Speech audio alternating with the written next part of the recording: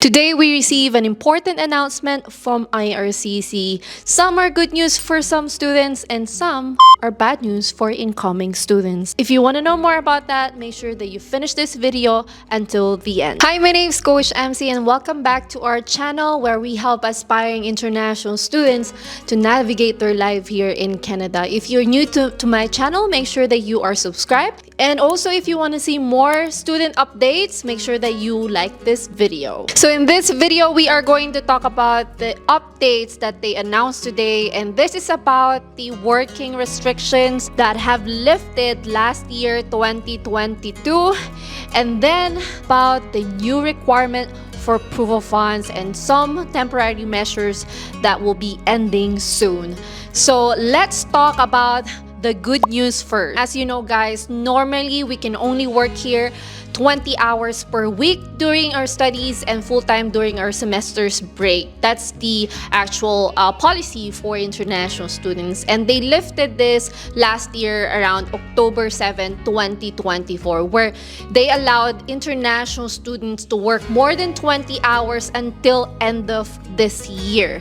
It will be ending this month. But today, they recently announced that they will be extending this until April 30th, 2024. They said that international students in Canada, including the applicants who submitted their application on or before December 7, 2023, today, you will be able to work more than 20 hours until end of April next year. In addition to this one, they're also examining if they can extend this policy in the future, if they can allow the student to work 30 hours per week. Our next good news is about the program of studies in Canada.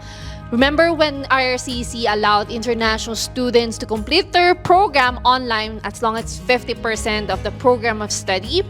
They were allowed to do that during pandemic, and they will continue to allow that as long as your program will start before September 1st, 2024. So after that date, you are no longer allowed to finish your program online. Everything has to be on campus. So now let's move on to the bad news. They will increase the proof of funds. Remember where they only set 10,000 Canadian dollars for a single applicant for the cost of living, plus the tuition fee and plus the other miscellaneous? Now, from 10,000, IRCC is increasing the requirement for proof of funds to 20,000 Canadian dollars if you study here for 1 year. It makes sense to change this policy because, again, 10,000 Canadian dollars for the cost of living is not actually enough for you to survive in Canada due to the inflation. However, this is bad news for some students who are about to apply because this policy will take effect next year, January 1st, 2024. IRCC, the government of Canada, is trying to lessen the number of international students in Canada. They only want those students who are financially prepared. So if you're in that situation where you are locking in your proof of funds or you only borrowed from someone for your proof of funds, please do check your finances right now. Do not apply if your proof of funds is not enough because you don't want to get rejected for your student visa. I'm not against with this new policy because I feel like it's time to increase the proof of funds requirement due to inflation.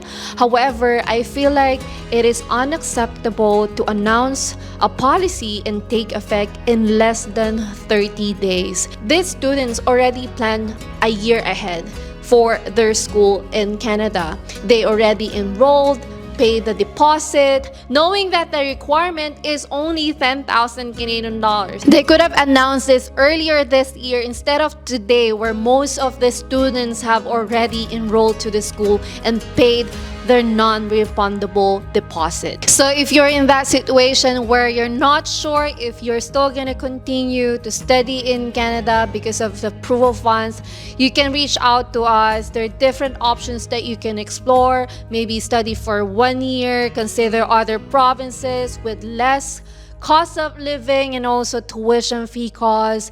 And another option is to, explore if you want to go here as solo or bring your family. There are different things that you can actually explore just to make sure that your budget is enough here to study in Canada, and of course to get your student visa approved. Another bad news is for the postgrad work permit holders. If your PGWP will expire by end of this year, December 31st, 2023, you can still apply for the extension of your postgrad work permit up to 18 months. But after that, after this year, they will no longer extend this temporary measure. So what do you guys think about this recent changes, the bad news and good news? Is it really bad news for you guys, or is it for the better for international students?